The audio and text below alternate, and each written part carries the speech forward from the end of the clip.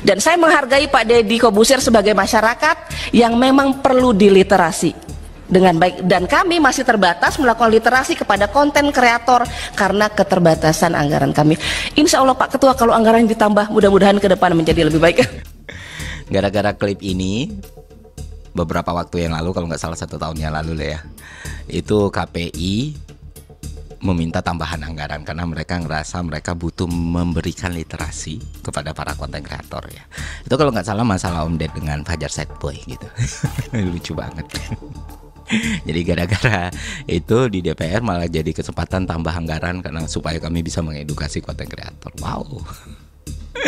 Itu aja udah aneh ya. Nah, apa yang akan terjadi ke depannya itu jauh lebih aneh lagi. Jadi seperti yang teman-teman ketahui, yang ramai dibicarakan oleh teman-teman jurnalis juga, teman-teman konten kreator juga, kita menghadapi satu ancaman serius yang bernama RUU penyiaran. Kenapa gue bilang ancaman serius ya? Karena itu sangat merugikan kita para pekerja atau para pencari makan di media digital, entah itu lu jurnalis, entah itu lu konten kreator, atau bahkan masyarakat biasa.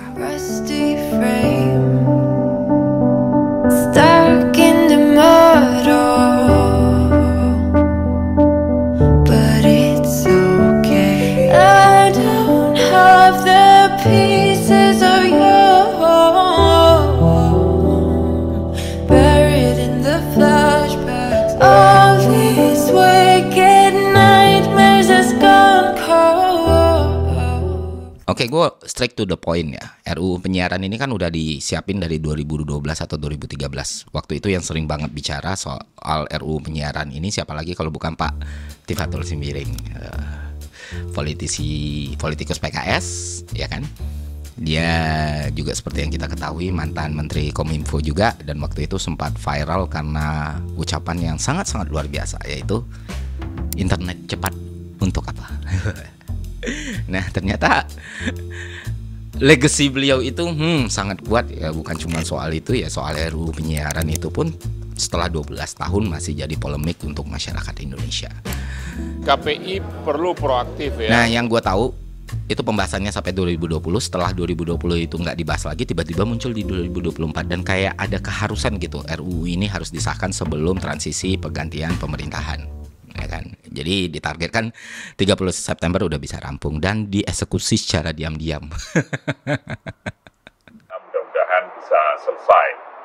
Proses hari ini sudah sampai persiapan akhir draft dari RUU penyiaran yang dibuat oleh Komisi 1, yang setelah ini akan kita sampaikan kepada Badan Legislasi. Kemudian nanti setelah selesai di Badan Legislasi tentunya kita akan masuk ke paripurna.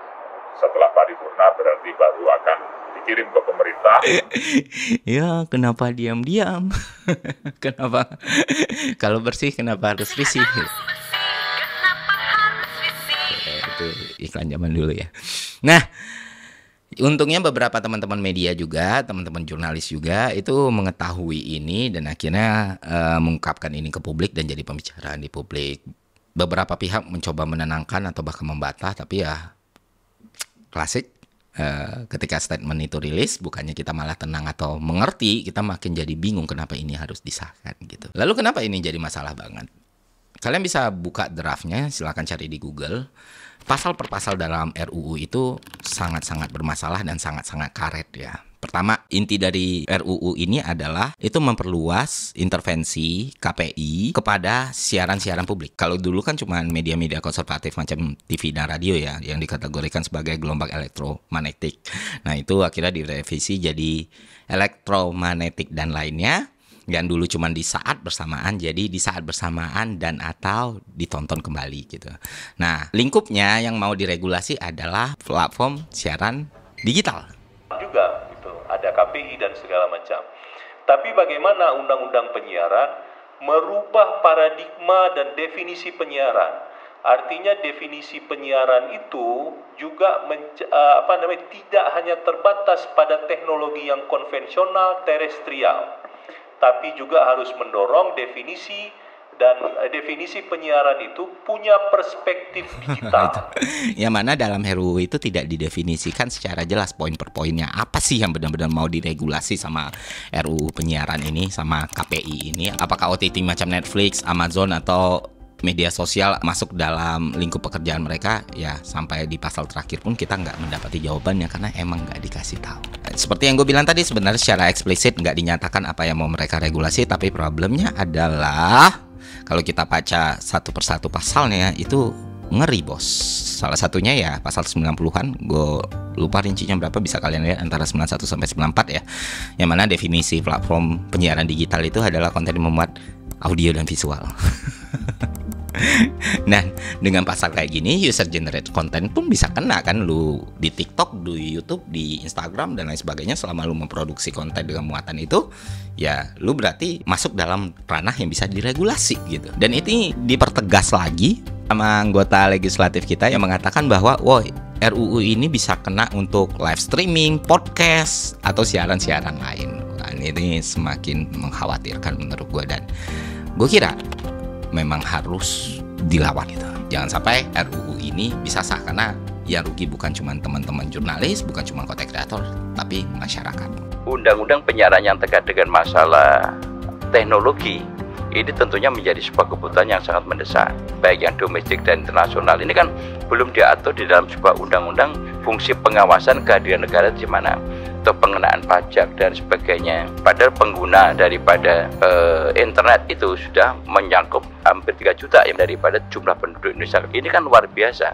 Nah, oleh karena itu ini yang tentunya menjadi sebuah kebutuhan. Dan kemudian pendidikan, biasanya media konvensional itu kan dimiliki yang tidak mempunyai kekuatan padat modal.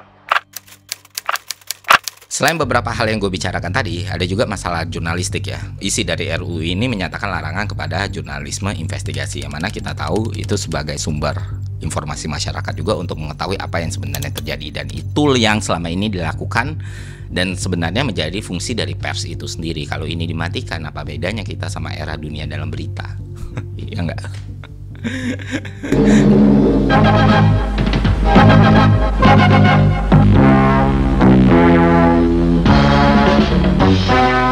Menurut gue sebenarnya namanya RUU penyiaran itu memang wajib diupdate. Ya itu udah nggak relevan lagi. Tapi nggak dengan cara kayak gini yang isinya itu larangan semua. Seharusnya yang namanya lu bikin undang-undang itu bukan soal lu tidak diperbolehkan doang, tapi lu harus bisa ngasih kesempatan juga untuk masyarakat lebih berkembang dengan undang-undang itu. Banyak sekali hal-hal yang aneh dan lucu kalau kalian lihat dalam rancangan undang-undangnya ya, kayak pembedaan antara isi siaran dan konten siaran misalnya, atau pasal 50-an dari 51 sampai 56 gitu. Tidak boleh membuat konten-konten yang memuat tindakan negatif. Negatif dari mana? Dari sudut pandang siapa? Mungkin beberapa teman-teman bakal berpikir, oh mungkin memang aturannya aja kayak gitu bang, prakteknya nggak akan segitunya lah, gue yakin. Ya bisa jadi lu masih bisa membuat konten seperti biasa. Nggak jadi masalah, cara kita berpikir, logik kita harusnya nggak seperti itu. Logik kita adalah supaya kita tidak ditembak oleh orang lain, supaya kita yakin diri kita aman, maka jangan biarkan orang lain itu memegang senjata. Analoginya adalah gimana lu bisa bilang ke gue untuk tenang, aman, dan nggak ngerasa takut ketika lu ngomong sama gue senjata udah ada di tangan kiri lu, atau moncong senjata udah ada di kening lu. Nggak lu tembakin sekalipun, itu bukan berarti ketakutan gue hilang kalau dia ada di sini. Kalau semua beralih ke digital, perlu hukum yang kuat gitu. Tidak cukup hanya dengan peraturan menteri. Makanya yang namanya kenyamanan, keamanan, rasa lega, rasa bebas itu baru bisa kita dapatkan selama rancangan undang-undang ini tidak disahkan. Tapi kalau sudah disahkan, ya kita nggak pernah tahu kapan kita kena, dan kita akan selalu tahu kita bisa kena kapan aja gitu. Tentu teman-teman nggak mau kan, dan bisa jadi ini akhirnya berujung pada UU ITE jilid kedua yang kita tahu. Kita udah pernah kecolongan UU ITE nih, yang mana kita tahu fungsinya ternyata digunakan tidak sesuai dengan spirit di awalnya gitu, masalah transaksi elektronik dan lain sebagainya. Dan jangan sampai kita kecolongan lagi, karena kalau ini udah disahkan ya udah repot urusannya Pak. Kalau mau berjuang, kalau mau bersuara ya bersuara sekarang, karena kalau udah disahin step-stepnya bakal lebih berat lagi. Dan tentu kita semua mungkin sepakat ya, Kita sudah tidak menikmati TV lagi ketika intervensi dari KPI gila-gilaan. Sehingga membuat siaran tidak menarik lagi. Kita pindah ke platform digital, kita pindah ke YouTube, bahkan bersedia membayar untuk layanan OTT untuk mendapatkan tontonan yang menarik, menghibur, ataupun memenuhi kebutuhan kita. Dan ternyata kita dikejar Pak ke sini Pak. Kita sudah biarin mereka ngatur siaran kita di televisi, udah kita tinggalkan, sekarang kita dikejar ke sini. Itu kan lucu juga sebenarnya. Suatu hari, sebuah stasiun TV memutuskan untuk menayangkan liputan tentang susu sapi. Lu tahu nih arahnya kemana, lu tahu nih. Ketika ada adegan sapi diperah, pentil sapinya di blur. Yang nafsu siapa? Siapa yang nafsu ngeliat pentil sapi? Siapa? Kasih tau sama gua. Ngeliat pentil sapi terus, Nah itulah tanggapan gue soal RUU KPI ini. Ada banyak sekali yang bisa kita lakukan. Seenggaknya kalaupun nggak bisa, ya teman-teman bisa bersuara. Teman-teman bisa ngasih petisi yang udah dibuat teman-teman dari Remote TV. Linknya gue kasih ke bawah. Dan harapan gue simpel ya. Semoga RUU ini batal. Dan gue termasuk pihak yang sangat menolak disahkannya RUU penyiaran.